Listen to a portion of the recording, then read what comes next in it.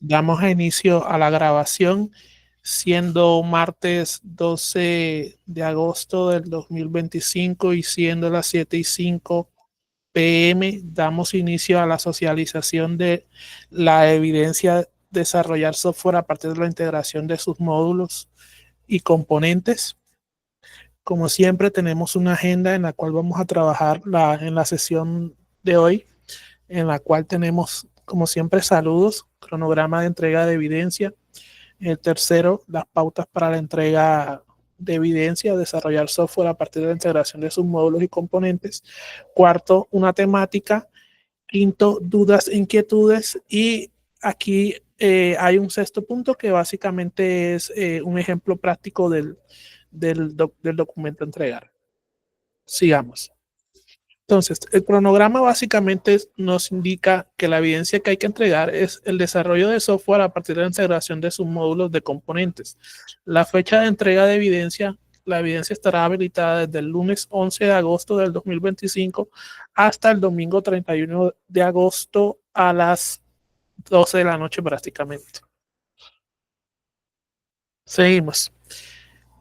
Son tres sesiones para el desarrollo de esta evidencia, los cuales el cronograma yo lo voy a dividir en tres puntos esenciales.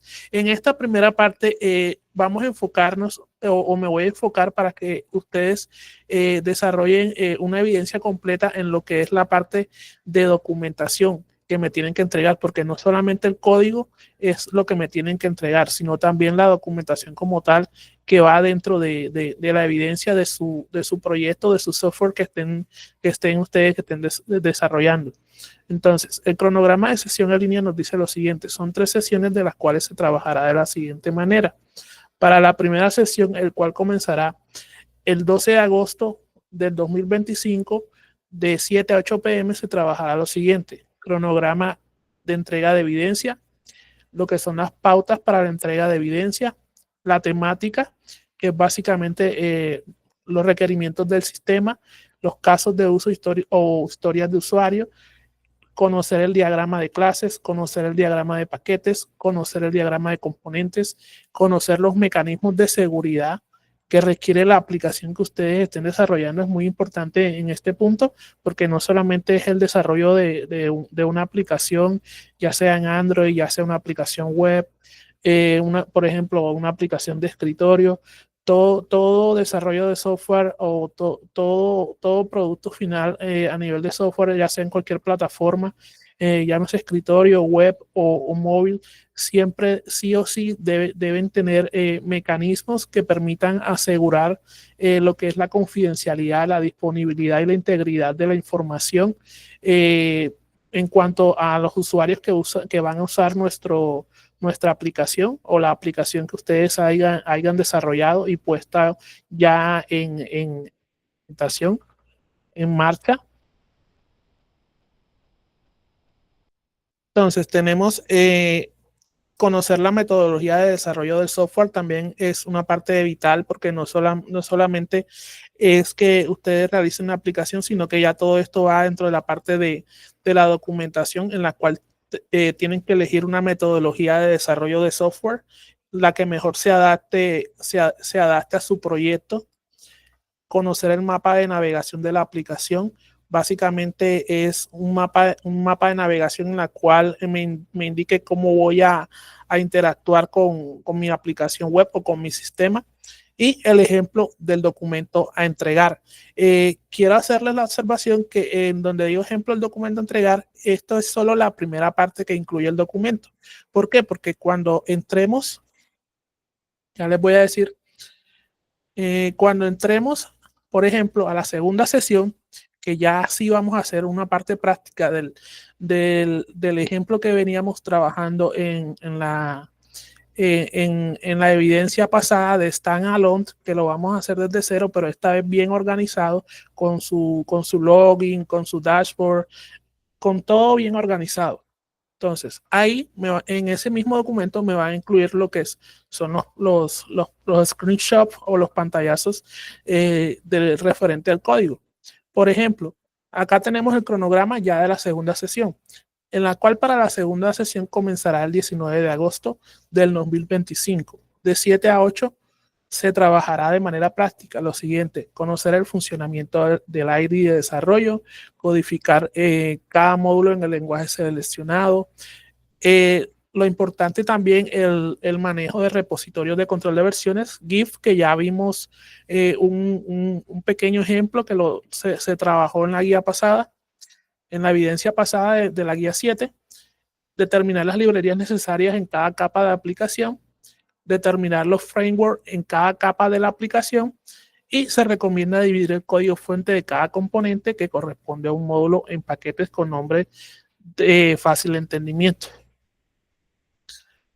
Y por último tenemos la sesión 3. Para la tercera y última sesión, en la cual comenzará el 28 de agosto del 2025 de 7 a 8 pm, se trabajará de la siguiente manera: aplicar los patrones de diseño de acuerdo con la arquitectura del software. Por componente se deben realizar las pruebas unitarias de cada módulo, la configuración de los servidores y de las bases de datos, y lo que es la documentación de los ambientes de desarrollo y pruebas, que es básicamente las pruebas que ustedes les van a realizar a su software como tal, o a su aplicación que ustedes estén trabajando. Entonces, seguimos. Entonces, para las pautas para la entrega de evidencia. En esta evidencia, el estudiante debe codificar los módulos del proyecto con base a los requerimientos del sistema para una aplicación orientada hacia la web. Elementos a tener en cuenta: básicamente todos los elementos que se han mencionado anteriormente, dividido en 3 sesiones. Estudiar detenidamente los conceptos y características definidos en el componente formativo. Se debe conocer los requerimientos del sistema. O sea, todo esto ya es aplicado directamente a lo que ustedes ya han venido trabajando. Los requerimientos del sistema, requerimientos funcionales, requerimientos no funcionales, casos de uso, historias de usuario, etcétera. Conocer el funcionamiento del ID de desarrollo. En este caso, seguimos con el ejemplo, pero ya también va a depender de con qué tecnología estén trabajando. Si están trabajando con React, si están trabajando con Angular, si están trabajando con PHP, ya depende ya de la tecnología que ustedes hayan, de la tecnología y las herramientas que ustedes hayan seleccionado para el desarrollo de su proyecto como tal. Se debe conocer el diagrama de clases, conocer el diagrama de paquetes, componentes. Se debe conocer los mecanismos de seguridad que requiere la aplicación, identificar las capas en donde se ubican los componentes, conocer la metodología de desarrollo de software, conocer el mapa de navegación de la aplicación y codificar cada módulo en el lenguaje seleccionado. Seguimos. Manejar un repositorio de control de versiones. En este caso, el que estamos manejando es GitHub. Les voy a enseñar cómo configurarlo. Siempre que ustedes inicien un proyecto, por ejemplo, en este caso en NetBeans, sí o sí van a tener que agregarlo para poder usarlo. ¿Por qué? Porque de lo contrario, van a estar, cada vez que guarden un cambio en el proyecto que ustedes hayan creado, lo van a guardar se va a guardar directamente en el proyecto anterior. Entonces, vamos a trabajar esa parte ahí también. Determinar las librerías necesarias en cada capa de la aplicación. Por ejemplo, las librerías o los conectores necesarios para nosotros poder realizar una conexión a la base de datos. En este caso, no va a variar mucho. Por ejemplo, si trabajamos con MySQL o SQL Server, lo que va a cambiar es la librería. La conexión va a quedar igual. En la segunda sesión, cuando hagamos el ejemplo práctico, se los voy a mostrar. Determinar framework en cada capa de aplicación. Se recomienda dividir el módulo a desarrollar. En este caso, cuando hablamos de framework, para la parte gráfica vamos a utilizar el framework Bootstrap para crear, utilizar básicamente todos esos componentes que tiene el framework como tal para el diseño. También pueden trabajar con CSS puro, CSS3 puro, para personalizar más los diseños que ustedes hagan en sus aplicaciones.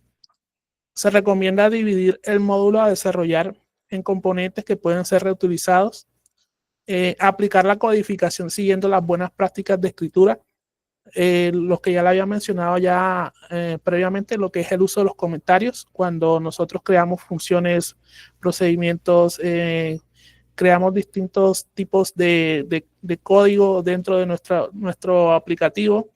Tenemos que dejar comentarios, no solamente comentarios, sino al crear, por ejemplo, una función, darle un nombre que sea coherente con la función que va a realizar como tal. Por ejemplo, puede ser registrar estudiantes, listar estudiantes, listar todos los estudiantes, eliminar estudiantes y así sucesivamente para que tenga una coherencia con el proyecto que se esté trabajando en ese momento. Porque de lo contrario, si estás trabajando, un ejemplo, en una empresa y estás trabajando en un grupo de trabajo donde ya se tiene ya todo más o menos ya definido, o sea, un estándar que tiene la empresa y básicamente no lo llevas así, entonces al momento de que otra persona revise tu código, va a estar de pronto ahí más de 30 minutos mirando para ver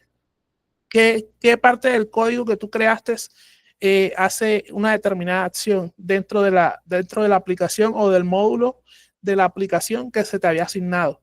Entonces, por eso es importante las buenas prácticas a nivel de código. Se recomienda dividir el código de cada componente que corresponde a un módulo en paquetes con nombres de fácil entendimiento. Aplicar lo que son los patrones de diseño de acuerdo con la arquitectura de software por componentes. Se debe realizar las pruebas unitarias de cada módulo, lo que son las configuraciones de servidores y de las bases de datos. Por ejemplo, en este caso, como estamos trabajando con servlets en JSP, estamos trabajando con el servidor Tomcat, pero hay otros servidores que también se pueden utilizar como Glyphfish, que es uno de los servidores que también trae NetBeans. También podemos utilizar a nivel de bases de datos, podemos utilizar un servidor local web que se llama SAM, hay otro que se llama LAM y hay otro que es WAM, que todos son de código abierto y son gratuitos, en los cuales ustedes lo pueden utilizar para trabajar las bases de datos, desarrollo de aplicaciones web, etcétera. Se deben realizar listo. Documentar los ambientes de desarrollo y pruebas básicamente es cuando ustedes ya tienen ya su aplicación y lo que comienzan es hacer diferentes tipos de pruebas. Pruebas de registro de usuarios, pruebas de eliminación de usuarios, de actualización de usuarios, de actualización, por ejemplo, de contraseñas, a tratar de pronto de buscar algún tipo de vulnerabilidad que tenga su aplicación en específico y ya con eso van a comenzar a notar. Para eso es lo que es este punto, que es documentar los ambientes de desarrollo y pruebas. Seguimos. Y básicamente los lineamientos generales para la entrega de evidencia. Producto para entregar: código fuente, archivos compilados y documentos URL. Y el formato, un formato de documento PDF en donde debe estar contenido todo eso. Entonces, ahora podemos proceder con la temática. Básicamente, ya todos ustedes saben ya de pronto lo que estamos hablando, pero esto es un pequeño recorderis porque ahorita vamos a hacer la parte práctica ya explicando ya todo lo que tiene el documento de ejemplo que les hice, en la cual es una guía, es un proyecto ficticio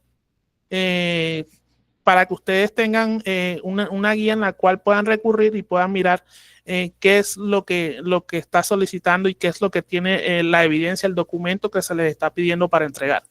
Entonces, básicamente, ¿qué son los requerimientos? Son básicamente descripciones claras y detalladas de las funciones y características o restricciones que debe cumplir un sistema de software para satisfacer las necesidades del cliente o usuario final. En palabras más sencillas, son lo que el sistema debe hacer y cómo debe comportarse para resolver un problema. Aquí se dividen en dos grandes grupos. Uno son los requerimientos funcionales y los requerimientos no funcionales. Cuando hablamos de requerimientos funcionales, básicamente son funciones o acciones o servicios específicos que el sistema debe realizar para satisfacer las necesidades del usuario.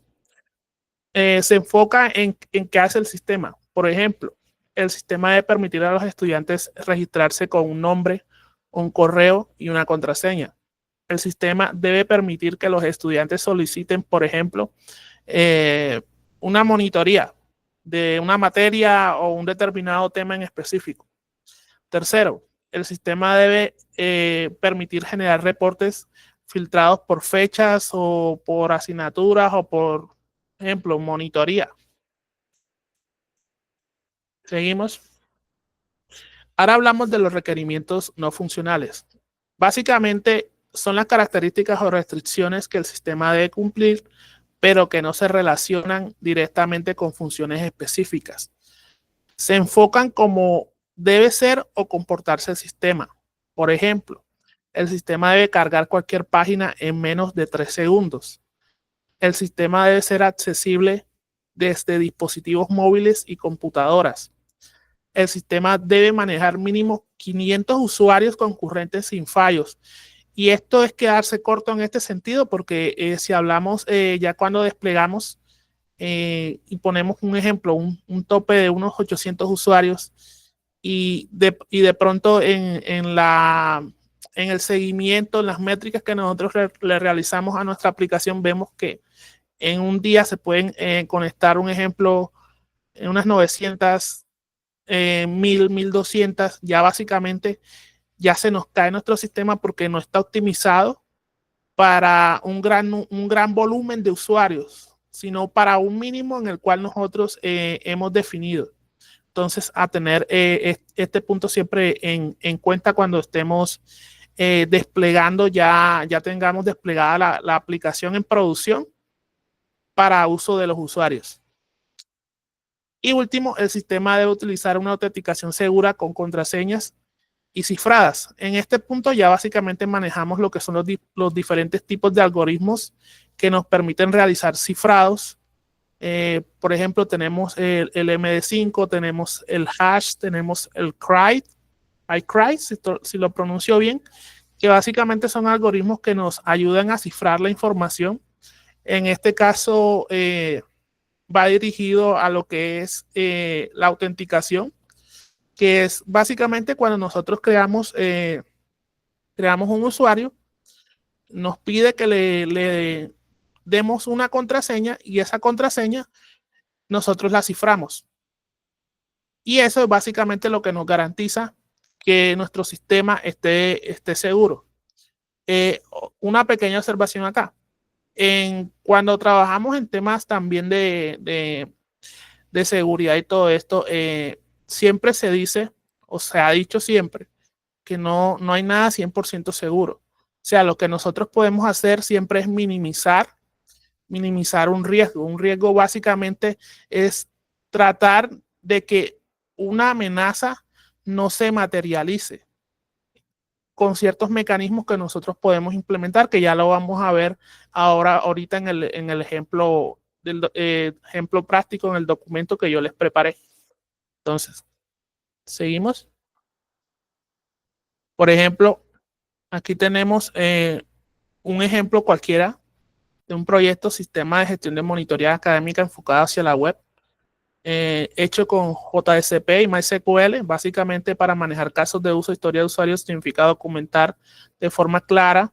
Ya aquí ya comenzamos a introducirnos a lo que es el otro punto que nos solicita la guía, que es el que tenemos que saber manejar lo que son los casos de uso.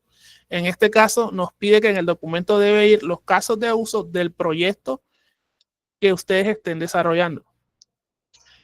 Interactúan con los tipos de usuarios con el sistema para que el desarrollo cumpla con las necesidades reales. Tenemos aquí un ejemplo de un caso de uso de un administrador en la cual él puede generar un informe, gestionar búsqueda, gestionar usuarios, en la cual el gestionar usuarios puede crear un usuario, puede modificar o actualizar los datos de su usuario, puede consultar los usuarios que se han creado, puede eliminar, etcétera. Los casos de uso básicamente se presentan normalmente en un formato más técnico, como el que tienen acá, que es básicamente el que se maneja dependiendo de los módulos de la aplicación que estén desarrollando. Así va a ser el número de casos de uso que se puedan presentar, en la cual básicamente esto es un formato de un caso de uso en la cual tenemos un actor principal. En este caso,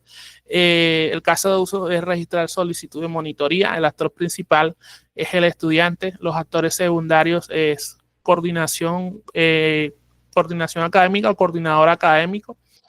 El objetivo es básicamente que el estudiante registre una solicitud para recibir apoyo académico en una materia o en un tema específico.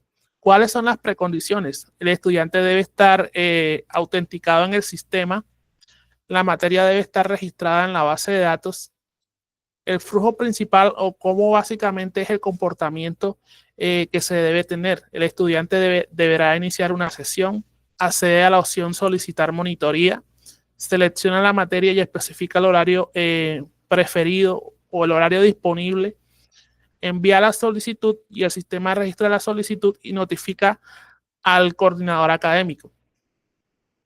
¿Cuáles son los flujos alternativos? Básicamente, si no hay monitores disponibles para la materia, el sistema le mostrará un mensaje informativo al estudiante.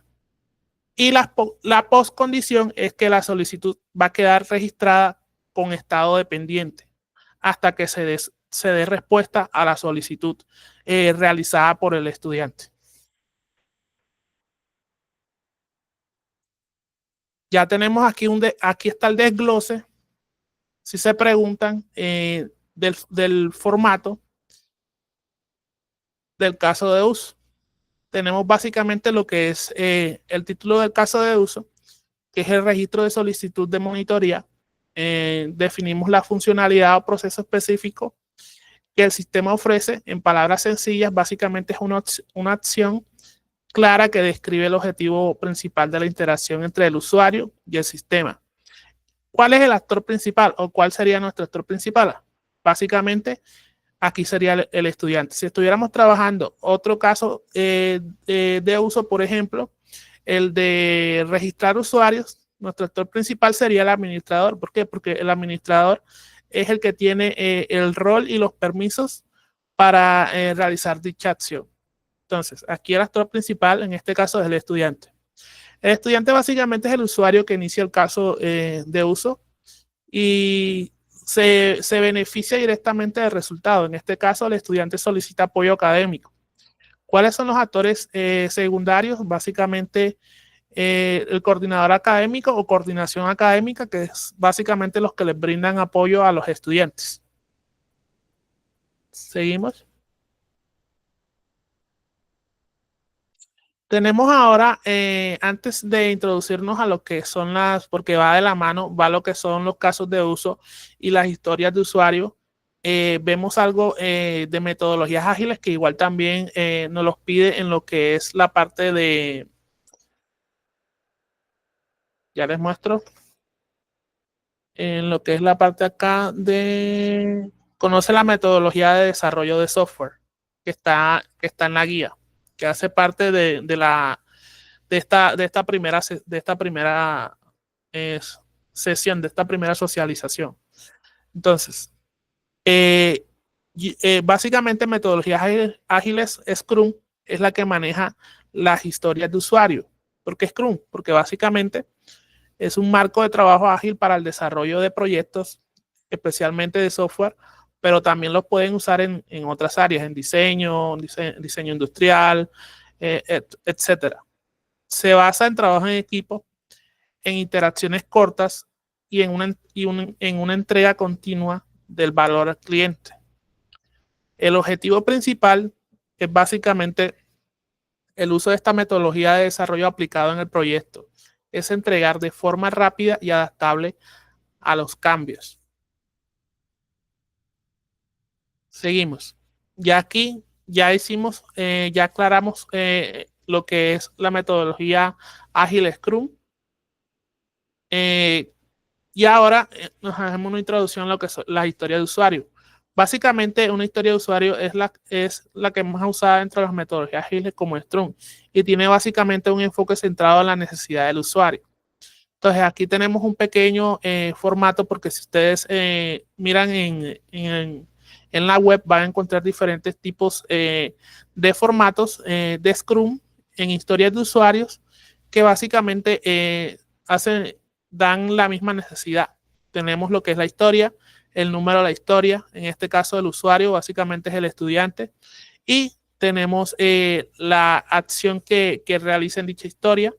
Como tal, como estudiante, quiero poder registrar una solicitud de monitoría para recibir apoyo en una materia o tema específico. ¿Cuáles son los criterios de aceptación de esta historia de usuario? Son 3, en la cual el sistema nos debe permitir seleccionar una materia de la lista, o sea, obviamente que esté registrada. El estudiante debe poder proponer horarios disponibles. El sistema debe confirmar que la solicitud ha sido enviada correctamente. Básicamente, si lo pueden ver un poquito, se relaciona con lo que son con los casos de uso, porque igual en el caso de uso, ya cuando realizábamos el registro, ya le notificaba al usuario que se había registrado su solicitud. Ya fuera que de pronto quedara la solicitud en estado pendiente o que fuera sido asignada, por ejemplo, porque si hay un monitor disponible, se le puede asignar a a un estudiante para que le brinde la tutoría en la materia o tema específico de una materia. Seguimos.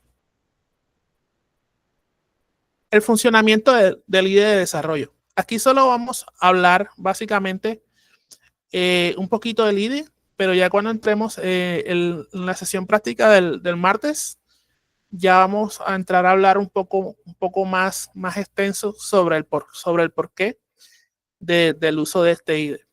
Pero básicamente lo que nos dice sobre NetBeans es que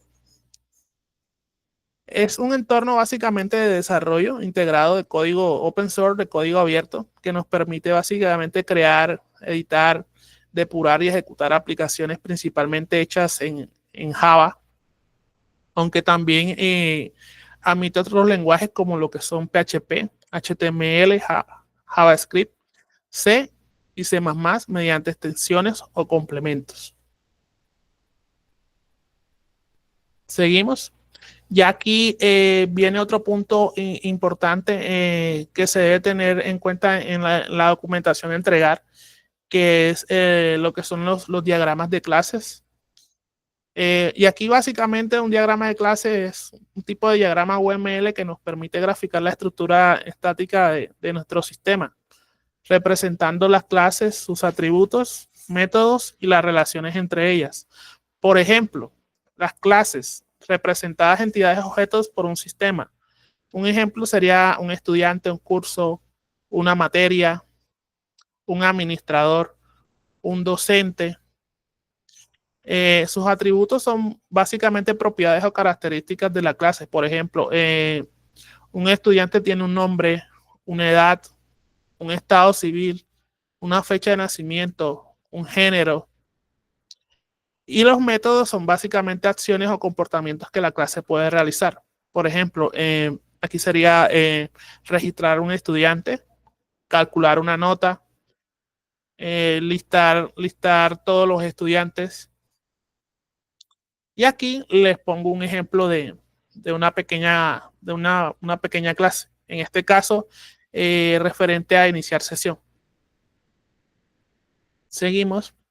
Vamos con de los solicitados, nada más son tres diagramas que ustedes tienen que entregar en el documento, en los cuales nos dice que uno es el diagrama de clases, el otro es el diagrama de paquetes y el otro es el diagrama de componentes.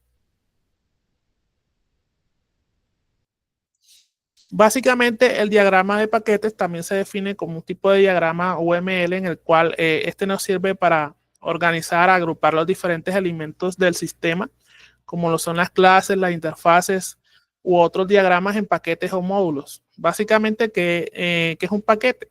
Representa un contenedor de elementos y las dependencias muestran la relación entre paquetes. Por ejemplo, cuando uno utiliza elementos del otro. Aquí tenemos un ejemplo donde tenemos la presentación, el negocio, que son los servicios, la persistencia, que son básicamente las bases de datos, el modelo y lo que se realiza en el modelo, lo que son los registros, las consultas, las modificaciones. Y en la presentación básicamente es donde vemos las vistas y tenemos los cell blurs. Y por último, el diagrama de componentes, que básicamente también se define como un tipo de diagrama UML, en la cual este nos ayuda a visualizar la arquitectura de un sistema de software, permitiendo mostrar la estructura lógica y física de un sistema. Aquí tenemos un pequeño ejemplo donde tenemos la interfaz de usuario, tenemos la lógica del negocio, esta cede acceso a los datos y a la base de datos. Y ahora llegamos a la parte que les venía comentando. Se debe conocer lo que son los mecanismos, qué mecanismos están implementando ustedes en el desarrollo de sus proyectos, de sus aplicaciones como tal. Esto va a depender también de las diferentes tecnologías que hayan seleccionado para el desarrollo de sus proyectos. Cada tecnología tiene diferentes herramientas, diferentes mecanismos que pueden implementar para salvaguardar la seguridad en sus aplicaciones y garantizar a sus usuarios que su aplicación es segura. Entonces, se debe conocer mecanismos de seguridad que requiere la aplicación. Dentro del desarrollo de software y más si nos enfocamos al desarrollo web, así como al desarrollo móvil, una de las principales preocupaciones al momento de poner en producción nuestro producto de software es qué pasa con la seguridad, qué mecanismos son necesarios para proteger nuestro sistema y lo principal, a nuestros usuarios. Dentro de los mecanismos, por ejemplo, aquí tenemos un ejemplo, dentro de los mecanismos que podemos implementar para garantizar la seguridad dentro de nuestros sistemas, son, por ejemplo, la gestión de sesiones. Esta nos permite un manejo seguro de las sesiones de usuario. Las sesiones de usuario básicamente se cerrarán automáticamente de un periodo determinado de inactividad.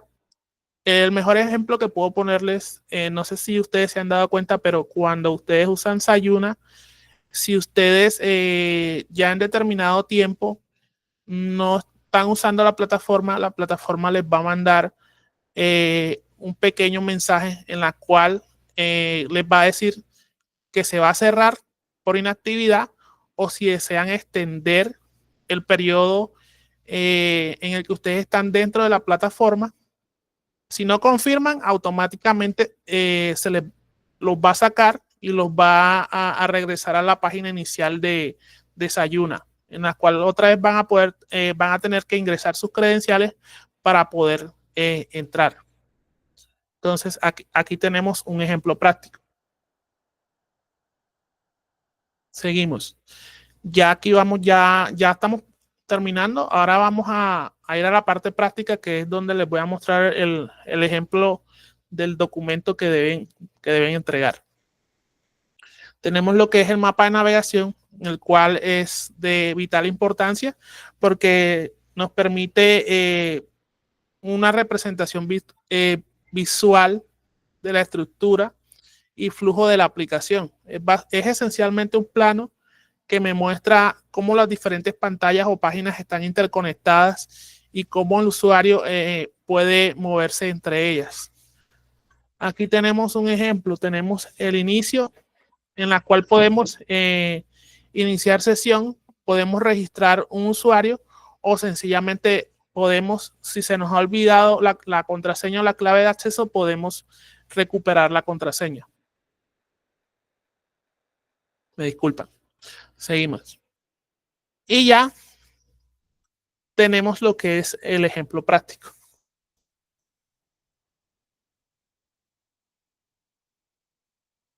tenemos lo que es el ejemplo práctico.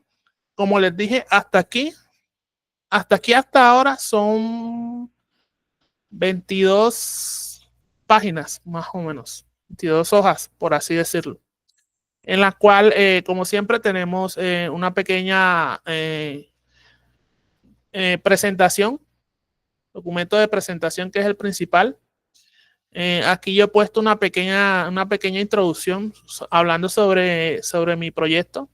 Por ejemplo, la propuesta del proyecto de desarrollo web, Sistema de Información Académica CIA, en la cual nos dice en la introducción, el presente documento detalla la propuesta de desarrollo de un sistema de información académica. CIA es una herramienta web diseñada para centralizar y gestionar los procesos académicos claves de una institución educativa. El objetivo es ofrecer una solución eficiente y segura para el registro de las asignaturas, la gestión de estudiantes y administración de las calificaciones.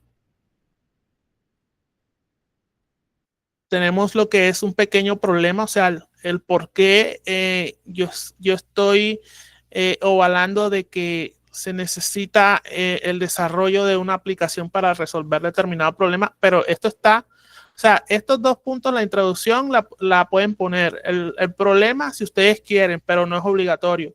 Entonces aquí yo lo hago con la finalidad de que ustedes vean que cuando se desarrolla un producto de software no solamente es codificar, sino también documentar. Entonces, muchas veces dentro de los equipos de desarrollo, así como tenemos personas que nos gusta mucho la codificación y nos gusta estar solo realizando código, también tenemos dentro de los equipos de trabajo personas especializadas en lo que es la documentación del software como tal. ¿Por qué? Porque esto nos deja, nos da pruebas, constancia y seguimiento de que cualquier producto que se desarrolle dentro de un equipo de trabajo, a la larga se le va a realizar algún tipo de adición de alguna otra funcionalidad, de mantenimiento del software. Me disculpan. Y toda esta documentación le va a servir en dado caso nosotros ya no estemos trabajando, laborando con esa empresa, le va a servir al equipo o a la persona que esté supliendo nuestro puesto. ¿Para qué? Para ya tenga una idea de cómo es todo el funcionamiento y todo el estudio desde requerimientos, desde, por ejemplo, entrevista, definición de requerimientos funcionales, no funcionales, el objetivo, cuando se lanzó el objetivo del proyecto, el problema inicial de por qué se dio ese proyecto, etcétera. Entonces ya ahí ya tenemos un pequeño antecedente. Entonces, seguimos. Entonces tenemos el problema a resolver. Muchas instituciones educativas aún dependen de métodos manuales como las hojas de cálculo o bases de datos descentralizadas para el manejo de la información académica. Esto genera ineficiencia e inconsistencia de datos y dificulta el acceso a la información en tiempo real, impactando tanto a los docentes como a los estudiantes. La falta de una plataforma integrada conduce a los siguientes problemas. Son tres como tal, pero puede haber muchos más, dependiendo de qué tipo de información nosotros hayamos recolectado a través de los diferentes medios, ya sea las entrevistas, las encuestas, etcétera. Entonces, tenemos el primero de gestión de matrícula ineficiente. El registro de manual de estudiantes, el registro es manual de estudiantes y la inscripción de las asignaturas básicamente es un proceso lento y propenso a errores. El control de las calificaciones es desorganizado y no es preciso. La administración de notas en múltiples documentos o sistemas separados hace que sea difícil para los docentes y estudiantes llevar un seguimiento claro del proceso.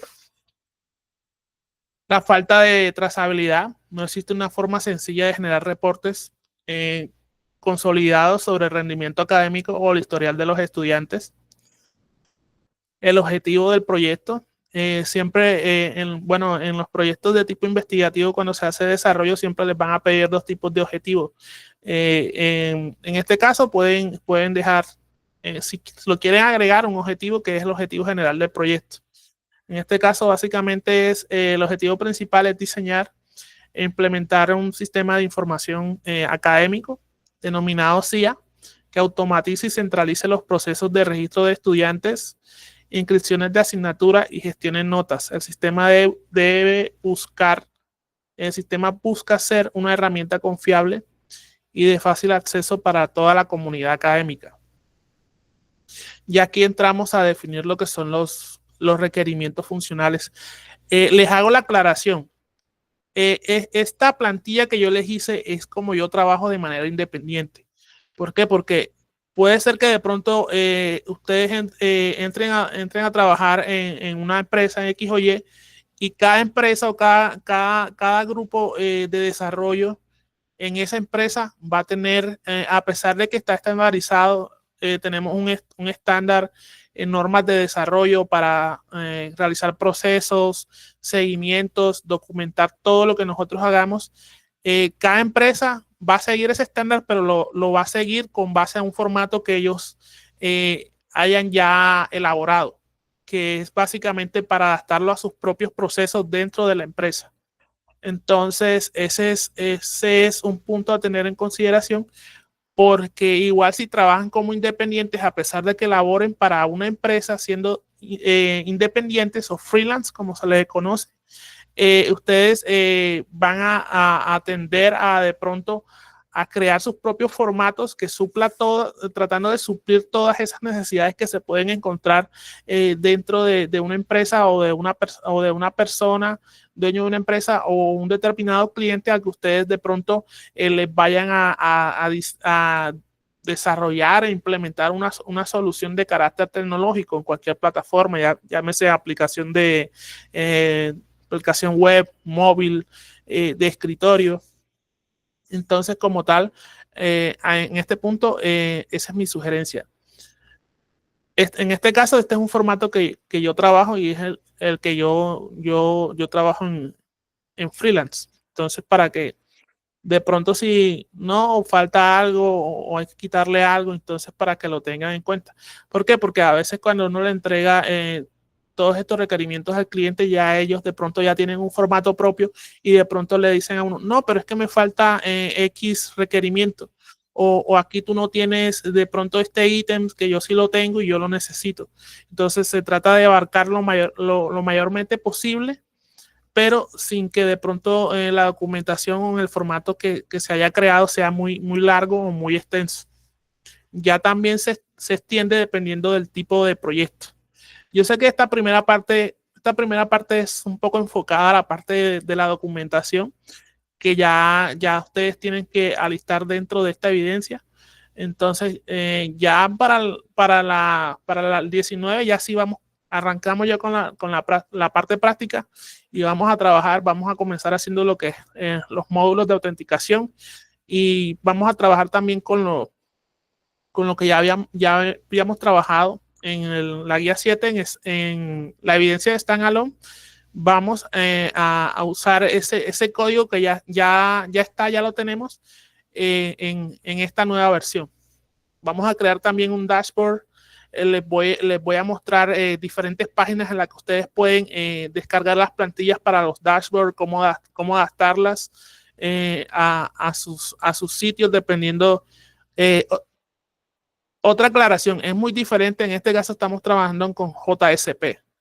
A de pronto trabajar con React, porque es un framework, React es un framework que ustedes pueden crear tanto aplicaciones web como aplicaciones móviles. Entonces va a ser muy diferente. Acá estamos trabajando con Java, allá se trabaja con React, trabaja con básicamente como si estuviéramos trabajando con JavaScript. Entonces hago esa aclaración también. Listo, seguimos. Tenemos lo que son los requerimientos funcionales. Acá yo los tengo de manera sencilla, pero que se puedan identificar. porque también hay formatos en los que se pueden manejar los requerimientos funcionales y se les agrega nombre, código, etcétera. Pero acá la idea era hacerlo lo más sencillo posible para que ustedes captaran la idea de cómo se redacta un requerimiento dependiendo del proyecto. Entonces tenemos lo que es el requerimiento funcional 1, básicamente es el registro de asignaturas. El sistema debe permitir a un administrador crear, editar y eliminar asignaturas registradas. El requerimiento funcional número 2 es básicamente el listado de estudiantes. El sistema debe mostrar un listado completo de los estudiantes registrados con la posibilidad de realizar búsquedas por medio de filtros. El 3 básicamente es la gestión de estudiantes. Debe permitir la creación y modificación, eliminación de la información de los estudiantes. Un punto muy importante. Cuando nosotros hacemos la eliminación, básicamente lo eliminamos del registro de la tabla en la que nosotros estemos realizando esta determinada consulta. Pero también podemos tener en casos o podemos, ya depende mucho también de lo que nos pida el cliente, de que yo no quiero, por ejemplo, eliminar ese usuario. Yo lo que quiero es que, por ejemplo, cuando yo le dé clic en eliminar, en vez de eliminarlo, por ejemplo, puede pasar el usuario a manera inactiva y lo va a mostrar en el sistema, pero lo va a reflejar. Por ejemplo, yo quiero que en vez de eliminar, me desactives ese usuario y lo muestre en rojo. Que el usuario ya no tiene acreditación, no puede funcionar en el sistema, porque puede pasar de que más adelante, si es un empleado y es recontratado, entonces lo que pueden hacer directamente en el sistema no es volver a crear el usuario con esos permisos, sino actualizar la información del usuario y darle un estado de inactivo a activo, permitiéndose ahorrar una parte en ese proceso de tener que crear el usuario del empleado en la empresa desde cero. Entonces, ahí tenemos un pequeño tip. Ya eso ya también depende ya siempre del cliente. Entonces, tenemos lo que son las inscripciones de asignaturas. Debe permitir a un estudiante inscribirse en las asignaturas disponibles. Tenemos lo que son el registro de notas. El sistema debe permitir a un docente registrar las calificaciones de sus estudiantes por asignatura. Sexto, consulta de notas. Debe permitir a un estudiante ver sus notas finales y su historial académico. Y el séptimo, la autenticación de usuario. Debe contar con un módulo de login para estudiantes, docentes y administradores. Esto es importante porque si bien en el ejemplo que veníamos trabajando, no estábamos entrando con ningún tipo de módulo de acceso, sino que básicamente entrábamos a una página principal en la cual ya nos dirigía a diferentes tipos de módulos, por así decirlo, de docentes, de gestión de estudiantes, de materias, de notas, etcétera. Y aquí, básicamente, si notan que aquí los requerimientos funcionales, siempre y cuando nosotros en la información recolectada de lo que ya se haya trabajado, pueden ser más de 3. Acá en los requerimientos no funcionales, yo definí nada más 3. En este caso, lo que es la seguridad, la información académica debe ser protegida con un sistema de roles y permisos del usuario. ¿En qué sentido? En que no es lo mismo que ingrese un administrador que tiene permisos, por así decirlo, de superusuario o permisos root, como se le conoce por decir en manejo de sistemas operativos Linux. Cuando tú instalas un Linux en tu equipo, tú básicamente eres tu propio usuario root, tu propio usuario administrador. ¿Por qué? Porque tú cada vez que instalas un programa o haces alguna actualización, alguna configuración, siempre te va a pedir la contraseña.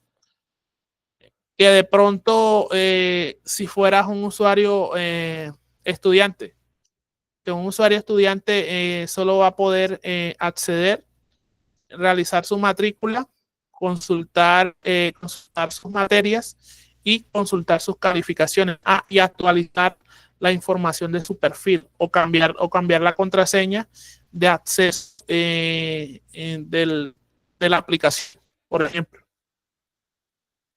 Tenemos lo que es la usabilidad. La interfaz de usuario debe ser intuitiva y fácil de usar para todos los perfiles de usuario. Tercero, el rendimiento. La consulta y gestión de datos debe ser ágil, incluso con un alto volumen de información. Ya acá ya tenemos ya básicamente los casos de uso del sistema. Acá yo les puse 2 ejemplos, pero ya es dependiendo de los casos de uso que tengan en su aplicación. Creo que les puse 2 ejemplos, o sea, les puse el caso de uso y les puse el formato del caso de uso. En este caso, este está enfocado hacia el login o iniciar sesión login. Me disculpan. Ya está todo tal cual como se explicó en la diapositiva. Acá iría, por ejemplo, que va el caso de uso de administrador. Tenemos el diagrama de caso de uso de administrador. Y básicamente acá irían otros casos de uso. Tenemos lo que son las historias de usuario. Por ejemplo, se ahí ven el ejemplo de las historias de usuario en ese pequeño formato, en la cual es muy diferente al que yo les había explicado. O sea, no tan diferente. Por ejemplo, tenemos el número de la historia de usuario. Puede ser 1, dependiendo si trabajamos con enumeración. Ya eso ya va a depender mucho del equipo de trabajo. Tenemos el nombre, en este caso el acceso de sistemas. Acá se les da prioridad porque un equipo de trabajo que usa lo que es la metodología ágil de desarrollo Scrum siempre trabaja poniéndole prioridades. Entonces, por ejemplo, si acá tenemos obviamente una prioridad alta, nosotros, mi equipo de trabajo siempre va a pasar a trabajar con ese módulo en la cual se nos está pidiendo que debemos entregarlo rápidamente. Tenemos una iteración asignada que básicamente en Scrum se manejan los sprints y dentro de los sprints están las interacciones asignadas. Básicamente es eso. En este caso, por ejemplo, yo le puse 3, haciendo referencia a acceso del sistema. Eso puede ir a otra numeración, dependiendo. Tenemos la descripción. El sistema de información deberá gestionar permisos de ingreso al sistema de información dependiendo del perfil del usuario. Disculpan. Y tenemos las observaciones. El usuario debe estar registrado en el sistema. Obviamente, para poder acceder al sistema, debe estar registrado. Si no, no va a poder acceder y se va a quedar básicamente en la pantalla principal. En este caso, en nuestro login principal, que es básicamente el acceso. Tenemos ya lo que es el IDE, lo que son los diagramas. Obviamente, así se ve aquí porque lo estamos viendo en línea, pero ustedes pueden muy bien ir aquí, van y descargan documentos, descargan y listo, ya lo pueden visualizar desde su computadora, desde su Word, lo van a ver normal. Tenemos el diagrama de componente de administración del sistema, diagrama de paquetes y aquí lo que yo les había mencionado, lo que son los mecanismos de seguridad de la aplicación. Tenemos el ejemplo que habíamos mencionado ahorita, lo que es autenticación y gestión de sesiones seguras. Tenemos lo que es la autorización y control basados en roles, que básicamente nos permite separar los roles de los usuarios dentro del sistema, distribuyendo en qué sentido, en que dependiendo del rol va a depender el permiso que va a tener dicho usuario en el sistema como tal, o sea, la determinada acción que va a realizar el usuario en el sistema como tal. Tenemos lo que es la validación y saneamiento de entradas, protección contra inyección SQL. Todas las consultas a la base de datos se construirán utilizando preparadas, o sea, los prepaid statement, que es ya algo que veníamos trabajando con JDBC. Esto básicamente nos garantiza que los datos integrados por el usuario se traten como valores y no como parte de la sentencia, neutralizando los ataques de inyección SQL. Tenemos lo que es la comunicación segura o lo que es el HTTPS, que eso es básicamente cuando ya nosotros hemos implementado la aplicación en la nube, que hay diferentes tipos de protocolos que garantizan que nuestra página va a ser segura para acceder por parte de los usuarios. En este caso, básicamente es el HTTPS, que es básicamente Hypertext Transfer Protocol Secure. Básicamente es para cifrar la comunicación entre el navegador y el usuario y el servidor. Y por último tenemos lo que es la seguridad de la base de datos. Y ya aquí comienza a aplicar básicamente lo que es identificar las capas en donde se ubican los componentes, la arquitectura. En este caso se definió modelo vista controlador. Se explica en cada capa qué hace cada capa y qué va en cada capa. Por ejemplo, en la capa vista tenemos lo que son los archivos JSP. Tenemos, por ejemplo, lo que es el login JSP, registrar materias JSP, dashboard administrador.jsp, lo que son los archivos HTML, CSS y JavaScript. Me faltó aquí incluir lo que es Bootstrap, lo que es la capa de lógica del negocio, lo que es controlador modelo y lo que es la capa de acceso a datos, que es DAO. Esta capa básicamente es responsable de la comunicación directa con la base de datos. Por ejemplo, si es con MySQL, si es con SQL Server, con la base de datos que utilicemos para el proyecto. Y su función principal básicamente es asimilar la lógica del negocio de los detalles de la persistencia de los datos. Lo que es el mapa de navegación, en este caso yo puse este ejemplo, pero aquí iría básicamente su mapa de navegación de su aplicación. La metodología de desarrollo de software, en este caso, para este ejemplo de este proyecto, yo utilicé Scrum. El por qué escogí esta metodología, básicamente porque permite adaptabilidad, flexibilidad, entrega de valor continuo, mejora continua y transparencia. Permite también lo que es la gestión de riesgo. Y ya hasta aquí quedamos porque este documento no solamente va con esta parte que es la documentación, también va con la parte del código que hagamos en la segunda sesión, que es básicamente en los screenshots, mostrando, por ejemplo, este es el módulo de login.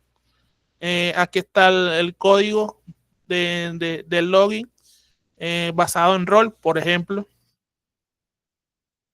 hasta que terminemos básicamente las tres sesiones. Entonces, también les voy acá en el Notion, se los voy a pasar ahora por WhatsApp. Les he actualizado. ¿En qué sentido? Acá en código les incluí,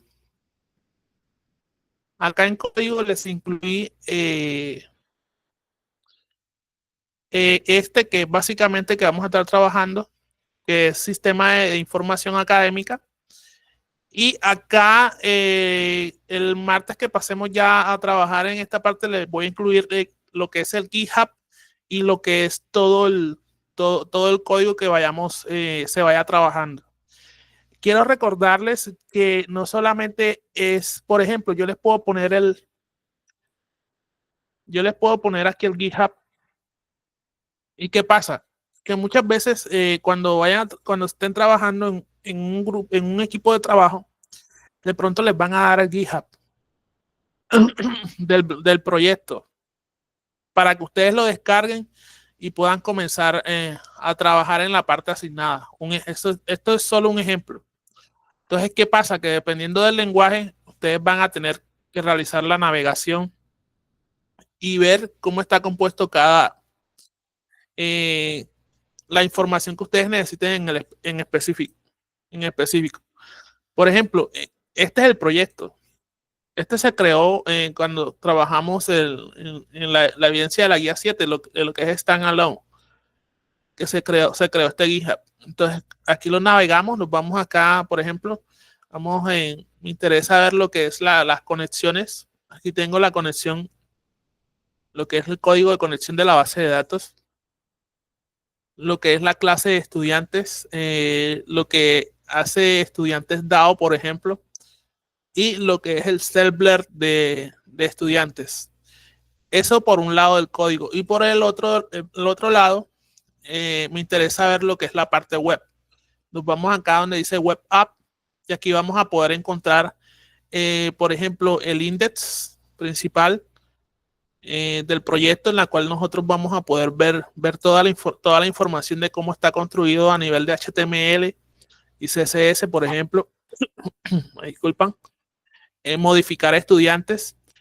Ya es básicamente así como se puede usar GitHub. También ahora, GitHub, por ejemplo, en este caso, si tenemos este proyecto, un ejemplo, ya se tiene desplegado en la nube. Por ejemplo, se tiene desplegado en Microsoft Azure, que es básicamente un servicio que tiene Microsoft en la nube, en la cual podemos utilizar diferentes tipos de tecnologías o herramientas, como lo que son máquinas virtuales, como lo que son servidores, como lo que son servicios de host, por ejemplo, de hosting, en la cual nosotros podemos desplegar aplicaciones hechas en PHP, en JavaScript, en Python, en React. Creo que no ha probado, pero creo que también las últimas actualizaciones incluyeron React.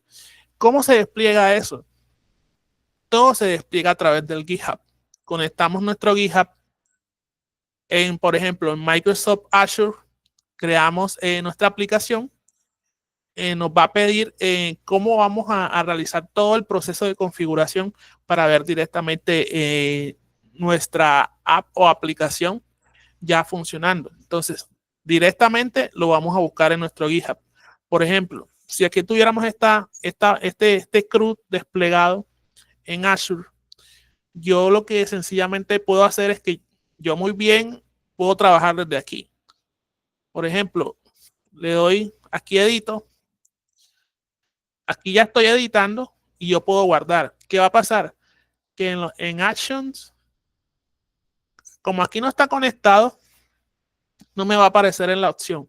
Pero si estuviera conectado a la plataforma de Microsoft Azure, y ya lo tuviera desplegado, cada vez que yo realice un cambio, automáticamente acá en Action se va a ver reflejado en la plataforma de Azure de Microsoft. Entonces, son varias cosas en las que podemos trabajar. La misma herramienta de GitHub, esta también nos ofrece, pero esta sí no las he probado casi. Miren, aquí está.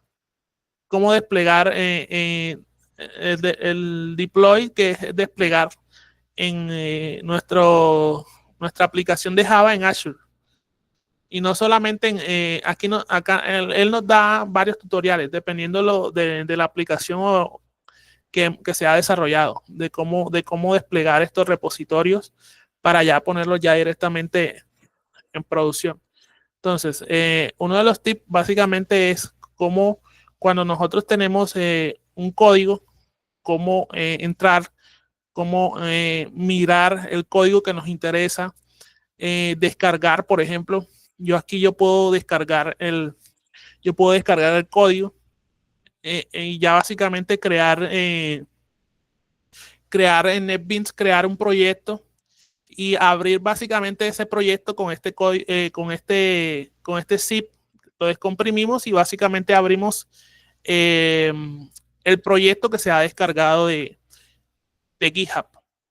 Entonces, ese es otro de los tips. Entonces, ya a partir del martes que hagamos la parte práctica, yo les voy a subir, se va a crear el GitHub desde cero, se les va a compartir el enlace y el código de lo que se esté creando también se los voy a montar aquí en Notion.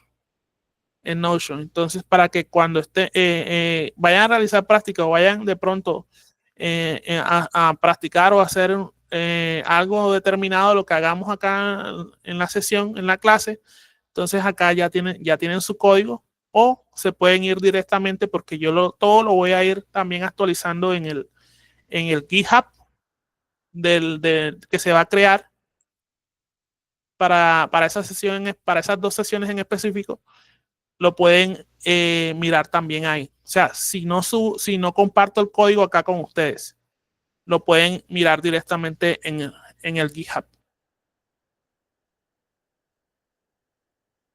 Entonces, les incluí también dentro de lo que les estaba comentando, les incluí también un apartado que se llama presentaciones, en la cual van a estar todas las presentaciones que hemos socializado hasta el momento. Por ejemplo, aquí está la presentación de la evidencia de la guía 7. Está la primera sesión de hoy, que es la socialización de la evidencia de hoy, de 12 de agosto. Y básicamente el ejemplo del documento que ustedes pueden descargar para guiarse de esta primera parte. Porque acá también ya en la siguiente sesión, acá también tenemos que poner lo que es el código. Entonces, creo que eso sería todo. No siendo más, eso sería todo. ¿Hasta ahí alguna duda, alguna inquietud?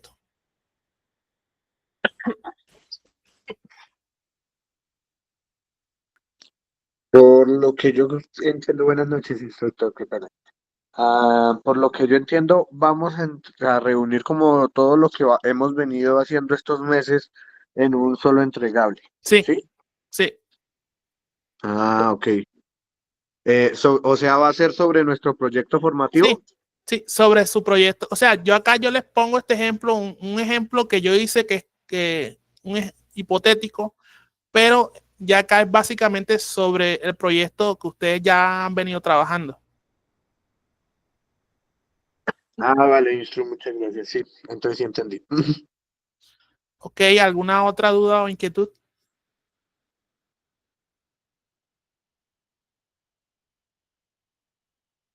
Bueno, estimados aprendices, no siendo más, les agradezco su asistencia puntual a la sesión de la noche de hoy.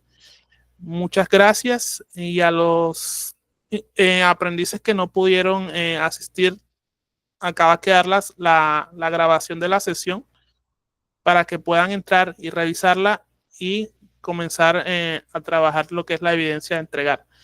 Muchas gracias por su asistencia y que tengan una buena noche.